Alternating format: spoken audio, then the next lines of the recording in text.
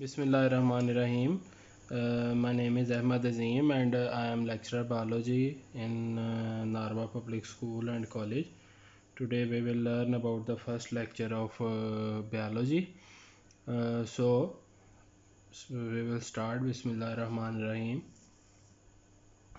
First of all, we must know what is science.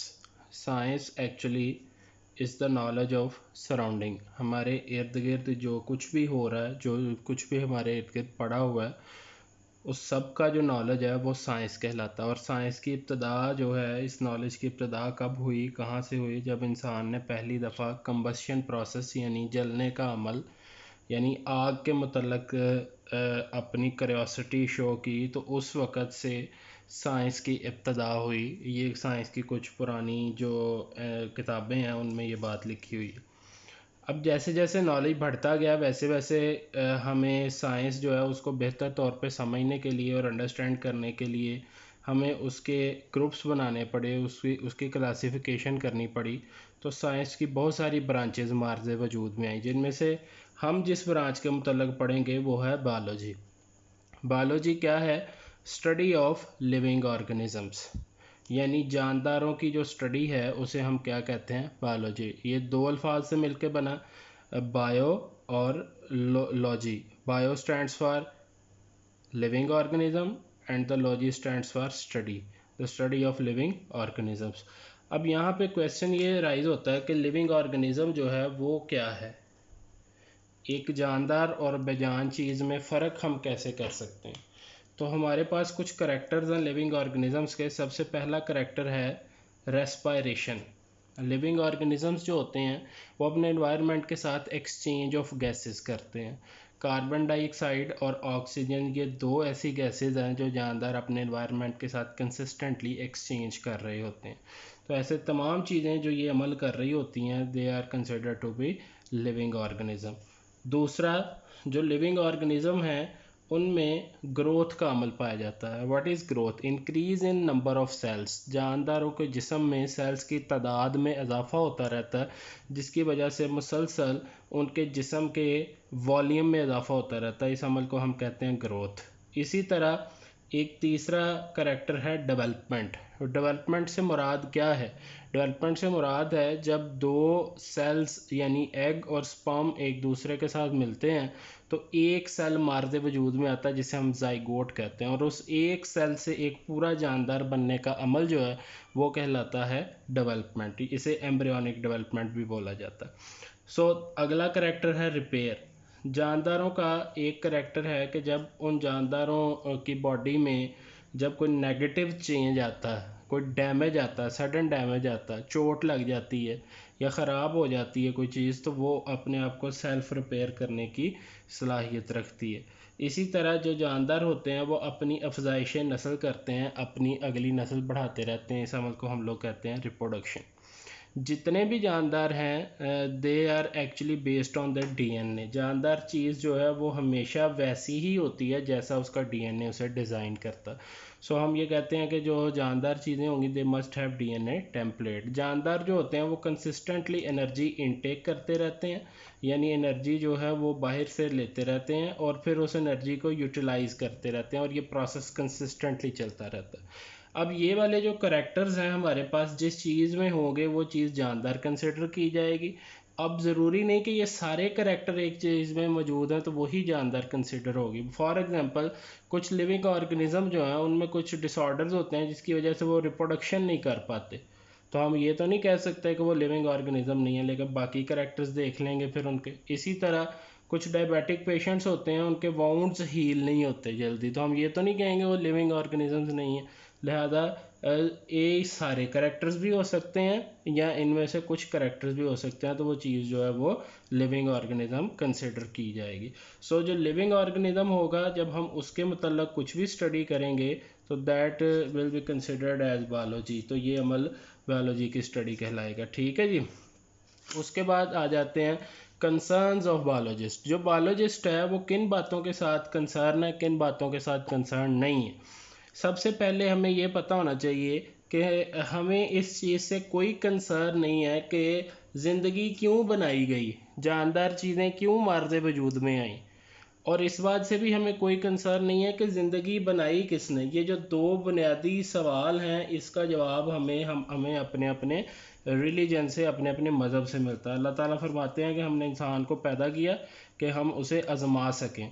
तो इसी तरह जो डिफरेंट और रिलीजन्स हैं इस्लाम के अलावा, उनमें कुछ और बातें होंगी कि what is the purpose of life. लेकिन बायोलॉजिस्ट जो है वो इस बात से कंसर्न नहीं है। बायोलॉजिस्ट सिर्फ इस बात से कंसर्न है कि हाउ लाइफ वर्क्स, जो ज़िंदगी है वो काम कैसे करती है। हम सांस ले रहे हैं तो किस तरह ले रहे हैं, दिल धड़क रहा है तो किस तरह धड़क रहा है, हम देख रहे हैं तो आँख किस तरह देखने की सलाहियत रखती है, कान सुनने की सलाहियत किस तरह रखते हैं। सो हम सिर्फ इस बात से कंसर्न है कि how life works. We are not concern with why there is life and who made life. इसी तरह जैसे जैसे नॉलेज में इजाफा होता चला जाता है, तो एक माइंड या एक ब्रेन जो है उस सारे नॉलेज को अंडरस्टैंड करने की सलाहियत नहीं रखता।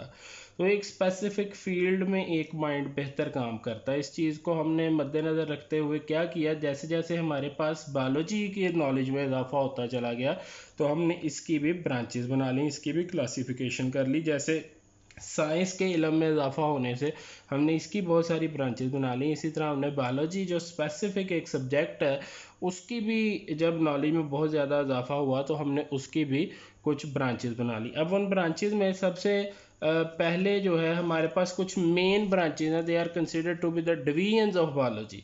बायोलॉजी के हमारे पास लाइफ की फॉर्म्स देखेंगे, हमें देखने में सबसे ज़्यादा नज़र आते हैं प्लांट्स, उसके बाद नज़र आते हैं animals.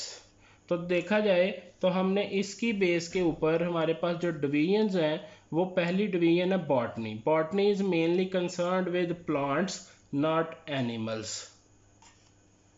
The study of plants is known as botany. इसी तरह the study of animals is known as zoology. Zoology is not concerned with plants. And what is the third division of biology is microbiology. Microbiology is the study of microorganisms. What are microorganisms? Those organisms which cannot be seen by naked eye. हम इन्हें आम आंख से नहीं देख सकते, ये इतने छोटे होते हैं। इसमें बहुत सारी टाइप्स हैं। इसमें हमारे पास सबसे पहली जो मोस्ट कॉमन है वो है बैक्टीरिया, उसके बाद है प्रोटोजोन्स, फिर है fungal spores. There are many other living organisms which cannot be seen by naked eye. So they are considered to be microorganism and study under the heading of microbiology. So these are the three main types, main divisions of biology. We have many other branches of biology we will discuss.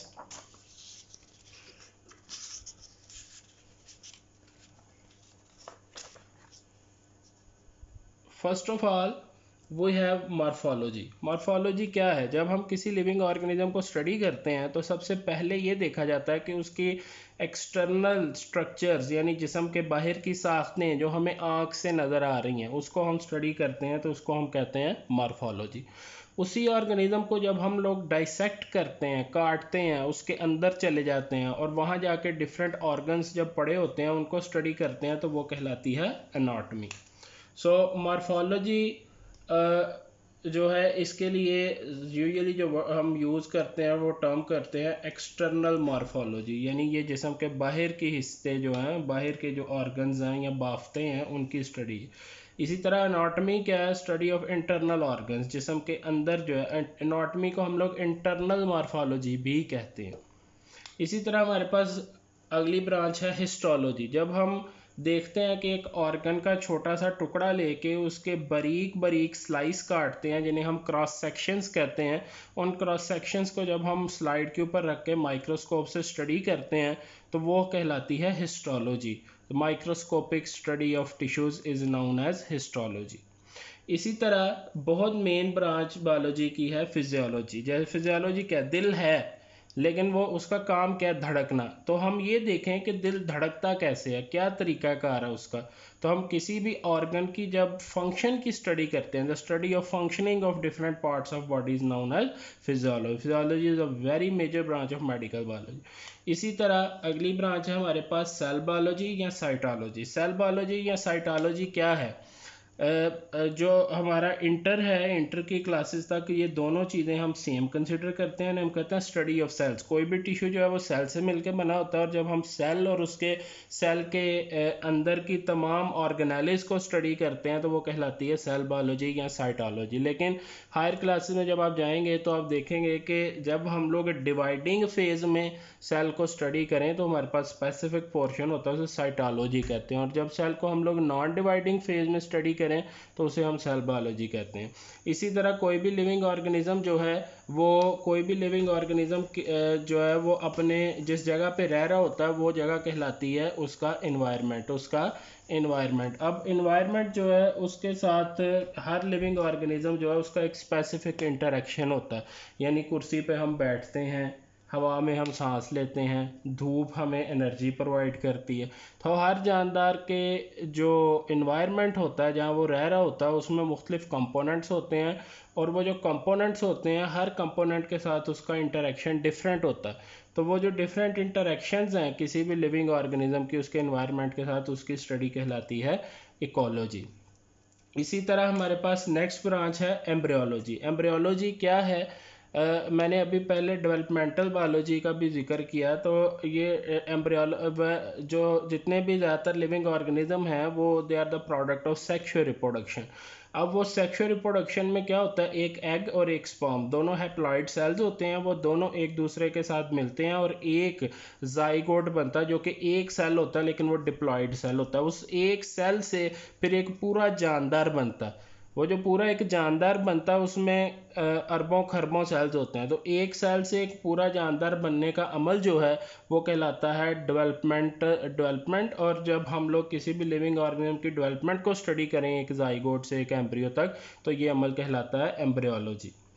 इसके बाद है प्लेंटोलॉजी। प्लेंटोलॉजी में basically हम लोग क्या study करते हैं, remnants of ancestors, जो जानदारों के अबाव अजदाद थे उनकी जो बाकियात हैं which are known as fossils, जिन्हें हम फॉसल्स कहते हैं, जब हम उनको स्टडी करते हैं तो ये ब्रांच कहलाती है प्लेंटोलॉजी। अब इसमें जो बेसिक चीज़ है वो समझने की ये है कि जो हिस्ट्री ऑफ अर्थ है उसमें बहुत ज़्यादा डिज़ास्टर्स गुजरे हैं। बहुत सारे जानदार दुनिया में रहते थे और दुनिया पे मुख्तलिफ तरह के जो है वो डिज़ास्टर्स आते थे, कुदरती आफात आती थी जिसकी वजह से पूरे के पूरे जानदार जो हैं वो ज़मीन के नीचे दब जाते थे। तो हाई प्रेशर और हाई टेम्परेचर के ज़ेरे असर उनके ज़्यादातर टिश्यूज़ जो हैं वो क्या हो जाते हैं, वो डिसऑर्गेनाइज हो जाते हैं और डीकम्पोज हो जाते हैं। लेकिन कुछ टिश्यूज़ उनके जो हैं वो बाकी रह जाते हैं और उनको हम लोग कहते हैं रेमनेंट्स ऑफ एंसेस्टर्स यानी फॉसल्स, और उनकी स्टडी कहलाती है प्लेंटोलॉजी। इसमें अगर हम लोग प्लांट्स के फॉसल्स को स्टडी करें तो वो कहलाती है प्लियोबॉटनी, और अगर हम लोग एनिमल्स के टिश्यूज़ को स्टडी करें तो वो कहलाती है प्लियोजोलॉजी। इसी तरह हमने अभी जिक्र किया कि जितने भी लिविंग ऑर्गेनिज्म हैं they have a genetic makeup. Her living organism का जेनेटिक मेकअप होता है। तो वो जो जेनेटिक मेकअप है वो उसी की बेस पे जानदार की सारी बॉडी की स्ट्रक्चर और बॉडी के फंक्शंस डिपेंड कर रहे होते हैं। अब वो जो डीएनए होता है वो छोटे छोटे टुकड़ों से मिलकर बना होता है, जो उसके फंक्शनल यूनिट्स होते हैं जो कहलाती हैं जीन्स, और जो जीन्स हैं उनकी स्टडी जो है वो कहलाती है जेनेटिक्स। इसी तरह जो लिविंग ऑर्गेनिज्म हैं वो जैसे जैसे हमारे पास लिविंग ऑर्गेनिजम्स की डिस्कवरीज होती गई तो उनके जो डिस्कवरीज होने के साथ साथ हमने क्या किया कि उनके जो साइंटिफिक नेम थे वो उन्हें अलॉट करना शुरू किए, और उसके बाद साइंटिफिक नेम्स की बेस के ऊपर फिर हमने और उनकी बॉडी स्ट्रक्चर्स की बेस के ऊपर हमने उनकी क्लासिफिकेशन करनी शुरू की। तो वो ब्रांच जिसमें हम लोग जानदारों की नेमिंग करते हैं और उनकी क्लासिफिकेशन करते हैं, उनके ग्रुप्स बनाते हैं, वो कहलाती है टेक्सोनोमी। कोई भी लिविंग ऑर्गेनिज्म जो है जब हम उसे स्टडी करते हैं तो हम देखते हैं कि अल्टीमेटली वो जानदार जो है वो एक्चुअली क्या है, वो मैटर है, मादा है। अब मादा जो है वो मुख्तलिफ तरह के एटम से मिलके बना होता है। तो जब हम लोग किसी भी लिविंग ऑर्गेनिज्म को स्टडी करें और हम उसके एटॉमिक लेवल तक चले जाएं तो हम लोग कहते हैं कि ये हम लोगों ने इसकी क्या स्टडी की है, मॉलिक्यूलर बायोलॉजी। फॉर एग्जांपल सबसे पहले एक लिविंग ऑर्गेनिज्म है हमारे पास, एक एनिमल। उस एनिमल का एक पार्ट, एक ऑर्गन ले लिया, वो ऑर्गन था लीवर। अब उस लीवर का एक टिश्यू ले लिया क्रॉस सेक्शन से, वो किस पे मुश्तमिल था, सेल्स पे। अब सेल्स जो हैं जब हम उसको डिस्टॉर्ट करेंगे तो उसमें से निकलेंगी ऑर्गेनेलीज, और ऑर्गेनेलीज जो हैं जब हम उनको फर्दर स्टडी करेंगे तो हम देखेंगे कि organelles are made up of different molecules like protein, DNA and RNA. तो वो तमाम जो मॉलिक्यूल्स हैं वो उनकी स्टडी कहलाती है मॉलिक्यूलर बायोलॉजी, जब हम किसी भी लिविंग ऑर्गेनिज्म को स्टडी करते हैं उसके मॉलिक्यूलर लेवल तक। हमारे पास हिस्ट्री में एक बहुत फेमस जो है वो नेचुरलिस्ट गुजरा है, जिसे हम लोग चार्ल्स डार्विन जो है उसके के नाम से याद है हमें। उसने हमें दी the theory of natural selection. उसके मुताबिक ये था कि जो जानदार अब करंट इस दुनिया में मौजूद हैं ये इसी हालत में पैदा नहीं हुए। जो लोग ये कहते थे कि ये जानदार इसी हालत में पैदा हुए हैं, वो एक थ्योरी थी, उसके कायल थे, उसे हम कहते थे थ्योरी ऑफ स्पेशल क्रिएशन। लेकिन चार्ल्स डार्विन वो पहला शख्स था जिसने हमें बताया कि जो जानदार अब इस दुनिया में मौजूद हैं ये इसी हालत में पैदा नहीं हुए, बल्कि जो जानदार इस दुनिया में पैदा हुए थे उनमें वक़्त के साथ साथ तब्दीलियाँ आती रहीं, और तब्दीलियाँ आने के साथ साथ नए जानदार जो हैं उनकी फॉर्मेशन होती रही इस दुनिया में। सो formation of different new species by the process of organic evolution, ये हमें बात किसने बताई, इर्तिका की थ्योरी हमें दी चार्ल्स डार्विन ने। सो एवोल्यूशन क्या, चेंज ओवर टाइम, यानी वक़्त के साथ साथ जानदारों में तब्दीली आती है और नए जानदार बनते हैं, इसको कहते हैं एवोल्यूशन। इसी तरह है बायोजियोग्राफी। बायोजियोग्राफी क्या है? बायोजियोग्राफी है कि जितने भी इस दुनिया में जानदार हैं वो सारी दुनिया के ऊपर तमाम जानदार मौजूद नहीं है। Different living organisms different environment जो उन्हें सूट करता है उसमें सर्वाइव करते हैं। So the distribution of different living organism in the different areas of the world, दुनिया में मुख्तलिफ जगहों पे मुख्तलिफ जानदारों की जो तकसीम है, यानी जो टाइगर है वो नारोवाल में नहीं पाया जाता, वो कहाँ पे पाया जाता है, वो बंगाल के जंगलों में पाया जाता है। इसी तरह हमारे पास बहुत सारी फिशेज़ ऐसी हैं जो हमारे यहाँ 5 दरियाओं में नहीं हैं, तो वो हमें कहाँ मिलती हैं, वो हमें दूसरे दरियाओं में मिलती हैं। हर जानदार जो है उसके लिए सूटेबल इन्वायरमेंट होता है जहाँ पे वो पाया जाता है।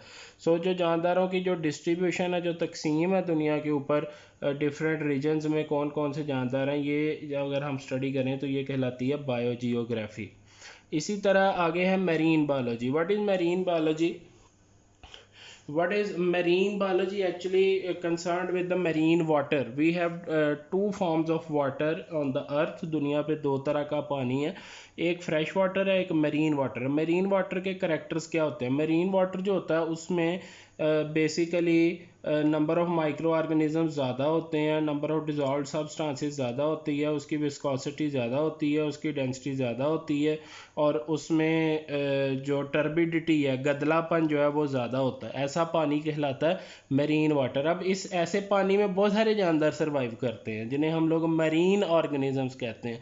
अब अगर हम लोग ऐसे जानदारों को स्टडी करें तो ये ब्रांच कहलाएगी मरीन बायोलॉजी। इसी तरह आगे हमारे पास ब्रांच है पैरासाइटोलॉजी। कुछ जानदार ऐसे होते हैं जो दूसरे जानदारों के जिस्म के ऊपर या उनके जिस्म के अंदर रहते हैं और उनसे वो खुराक लेते हैं और रिहाइश लेते हैं। सो दो living organism which live in और ऑन अदर ऑर्गेनिजम्स, वो वाले जानदार जो दूसरे जानदारों के जिस्म के अंदर या ऊपर रहते हैं वो कहलाते हैं पैरासाइट्स। और जब हम लोग पैरासाइट्स को स्टडी करते हैं तो ये ब्रांच जो है बायोलॉजी की वो कहलाती है पैरासाइटोलॉजी। ठीक है जी। इसके बाद हमारे पास अगली ब्रांच है ह्यूमन बायोलॉजी।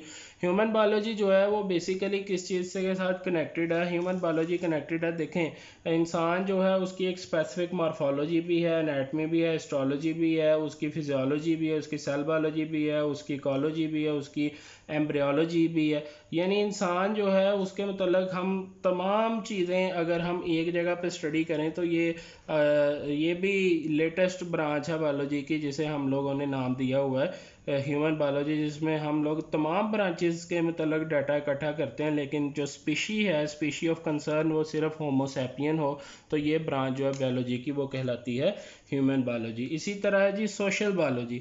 हर लिविंग ऑर्गेनिज्म अपनी लाइफ में जितनी भी एक्टिविटीज़ परफॉर्म करता है वो उसका बिहेवियर ऑल बिहेवियर कहलाती हैं। All the activities perform by an organism throughout the life is known as collectively known as its behaviour. अब हर जानदार का एक अपना बिहेवियर है। मसलन जब आप जाग रहे होते हैं तो मच्छर आपके फेस पे नहीं काटता, लेकिन जब आप सो रहे होते हैं उस वक्त फेस पे भी काटता है। जब आप जाग रहे होते हैं उस वक्त आपकी गर्दन पे या बाजुओं की पिछली तरफ काटता है। ये उसका स्पेसिफिक बिहेवियर है, उसकी जीन्स में इनकोडेड है। तो हम जब भी किसी जानदार के बिहेवियर को स्टडी करें तो ये कहलाता है सोशल बायोलॉजी। इसी तरह जी बायोटेक्नोलॉजी है, this is the most latest branch of biology, जिसमें हम लोग क्या करते हैं, we use different living organisms. हम मुख्तलिफ जानदारों को इस्तेमाल करते हैं, और वो जानदार कौन से होते हैं, usually micro organisms. Micro organisms इस्तेमाल करें किस पर्पज़ के लिए, for the production of different entities, मुख्तलिफ चीज़ें बनाने के लिए, which are beneficiary to mankind, जो है वो जिससे इंसानियत को फ़ायदा होता है। तो हम लोग अगर माइक्रो ऑर्गेनिजम्स को यूज़ करें और हम लोग ऐसी चीज़ें बनाएं जिससे इंसान को फ़ायदा हो, तो ये जो लेटेस्ट ब्रांच है बायोलॉजी की, इसे कहते हैं बायोटेक्नोलॉजी। थैंक यू, आज का लेक्चर इतना ही।